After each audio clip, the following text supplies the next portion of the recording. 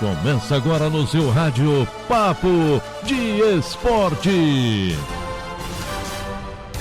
Vamos juntos nessa quinta-feira. Destaques da rodada para as vitórias de Flamengo e Vasco e também para as derrotas de São Paulo e Corinthians. Começo falando exatamente sobre o Timão. 2020 tem sido um ano tão difícil para o Corinthians que nem mesmo em Itaquera, onde costuma ser dominante, a equipe tem conseguido se sobressair.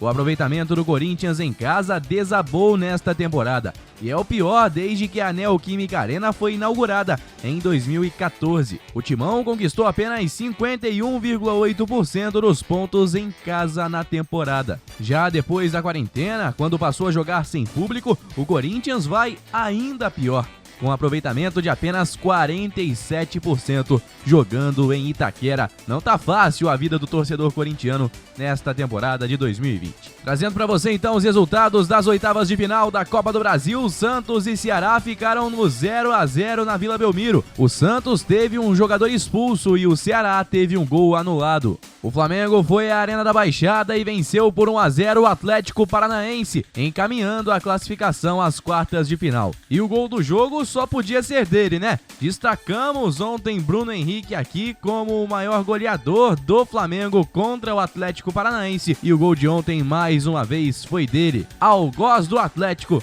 que coloca agora o Flamengo a um passo da próxima fase da Copa do Brasil. O Internacional apostou com seu time reserva e venceu o Atlético Goianiense por 2-1 fora de casa. E o América Mineiro visitou o Corinthians e venceu por 1-0 com um gol no final do jogo. Jogam hoje, quinta-feira, às 19 horas, Bragantino e Palmeiras no Nabi Abichedid e também às 9h30, Grêmio e Juventude na Arena do Grêmio. E ainda sobre a Copa do Brasil, a competição não contou com os times da Libertadores entre 2000 e 2012. Do retorno dos times mais fortes do país até hoje, houve 7 torneios e 5 campeões que estavam na temporada continental.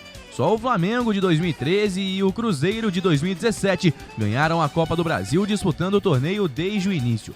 Todos os demais começaram a temporada sonhando com o maior troféu do continente. A fase de oitavas de final tem candidatos a quebrar esta sequência e voltar a tempos em que a Copa do Brasil era o torneio das zebras. Juventude em 99, Santo André em 2004, Paulista em 2005.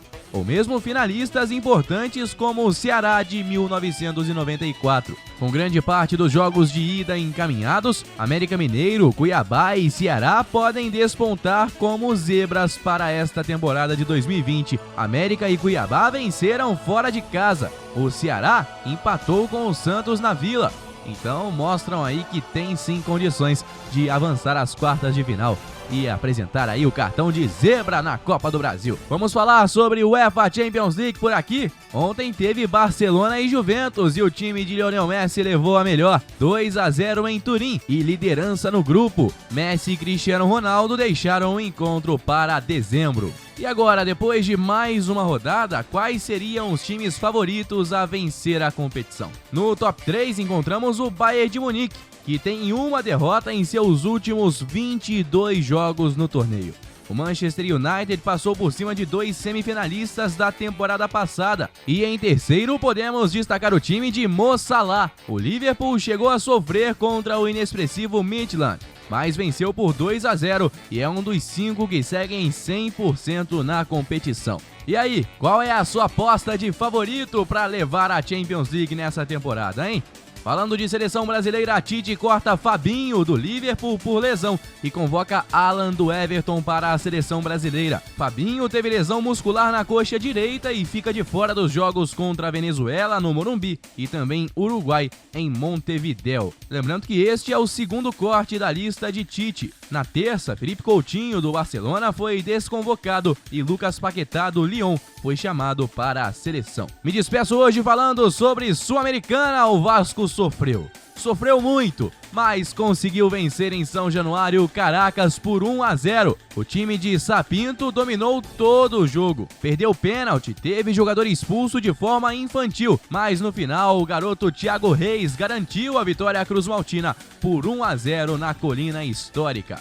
Outro brasileiro que entrou em campo ontem foi o São Paulo. Começou vencendo, mas viu o Lanús virar a partida.